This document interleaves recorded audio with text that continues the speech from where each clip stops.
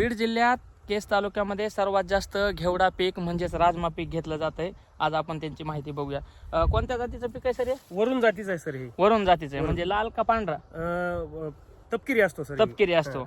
आणि सर्वात जास्त कोणत्या जातीच्या पिकाला भाव आहे? वाघ्या, ब्राझील वाघ्या, बर बर पिंक चायना. बर.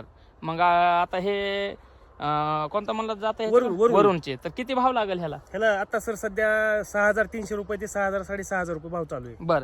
आणि जे आपण दुसरं आता जे विकलं म्हणलं तर आता मळणी करून ब्राझील वाघ्या त्याला आज सर आम्ही 8,000 रुपयानं विकला ती. ब्राझील वाघ्या होता का तो? हा. ठीक आहे. आपण या ठिकाणी बघू शकतात की एक पीक विक्री झालेलं आहे म्हणजे मळणी झालेली आहे त्याची. फक्त हे पीक कसं आहे, सुरुवातीला टप्प्याटप्प्यानं आपण याची काय करू शकतो, लागवड करू शकतो. म्हणजे सुरुवातीला ज्याची लवकर लागवड झाली ती मळणी करून विकलं आणि आता सुद्धा बरेच शेतकऱ्यांनी आताशी काय केलेली, याची लागवड केलेली. टोटल किती महिन्यात येतं हे पीक? सर हे साधारण 3 महिन्यात येतं. 3 महिन्यात. काही ठिकाणी 60-65 दिवसात. पाण्याच्या ह्याच्यावर काही शेतकऱ्यांनी दिवाळी झाली की पेरला आणि लगेच ह्याचं उत्पन्न सुद्धा घेतलं. एकरी किती भाव लागला आपल्याला? एकरी हा ते आता किती क्विंटल निघालं उतार? साधारण सर ती 10 क्विंटल एकरी निघालं. 10 ते 12 क्विंटल निघालं ते. हो. आणि भाव काय लागला त्याला आता? 8,000 रुपये भाव लागला. बघा हे शेतीचं एक उत्पन्न झालेलं आहे. आणि आता हे जानेवारी मध्ये आपण व्हिडिओ घेत आहोत, इथं सुद्धा आता हे लागवड झालेली आहे. किती एकर मध्ये आहे घेवडा? सर एकर भर मध्ये आहे सर. आणि तो विकलेला कोणत्या जातीचा होता? ब्राझील वाघ्या होता. ब्राझील वाघ्या 2 एकर मध्ये होता. तो 2 एकर मध्ये होता.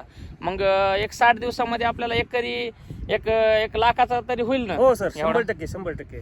बघा बीड जिल्ह्यामध्ये सगळेजण म्हणतात घेवडा पीक कसं आहे, तर हे घेवडा पीक आहे. आणि थोरात साहेब आहेत, यांनी एक पीक विकलंय आणि दुसरं आहे.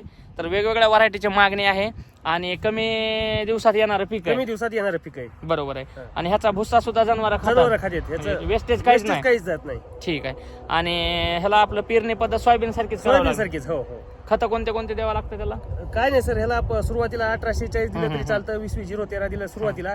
नंतर परत एखाद्या वेळेला युरिया टाका लागतो. बरोबर आहे. आणि आपण पाण्यासाठी ठिबक केलेलं आहे का? ठिबक केलेलं आहे. बरोबर आहे. स्प्रिंकलर पण चालतं. पाणी ह्याला जास्त द्यावं लागतं. पाणी जास्त द्यावं किती लागतं. दिवसाला द्यावं लागतं? साधारण 4-5 दिवसाला ह्याला पाणी द्यावं लागतं. 4-5 दिवसाला. 8 दिवसाला. ह्याच्यामुळे आपल्या सोयाबीन सारख्या खाली नाहीत, वरच असतात. वरच मुळे असतात. बरोबर आहे. आणि जमीन कसल्याही प्रकारची चालती. पाणी असल्यावर कसल्याही प्रकारची जमीन चालते. आणि फवारणी किती दिवसाला करावं लागते याला? फवारणी सर साधारण 2 फुल अवस्थेत सुरुवातीला पेरल्यावर, नंतर एक 8 दिवसाला, 10 दिवसाला, 21 दिवसाला, 20-21 दिवसाला करावं लागतं.